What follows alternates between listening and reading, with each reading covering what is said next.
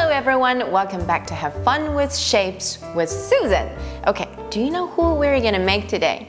Mommy. Well, is Mommy going to be beautiful? Let's see. Let me help you, Mommy. I'm gonna use all these parts to make Mommy. First, let's make Mommy's hair. One brown semicircle right here.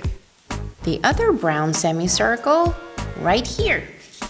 Mommy has a round face, peach color, so cute. Mommy has 2 ears, one on this side, the other on this side. Mommy needs more hair. One over here, the other semicircle over here. We need the bangs.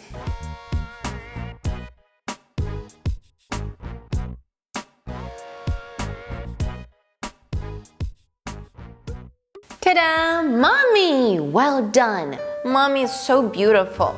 Mommy, Mommy, dear Mommy, your boy is hungry. Don't just give me a little candy. I'm also feeling thirsty. Mommy, Mommy, help me.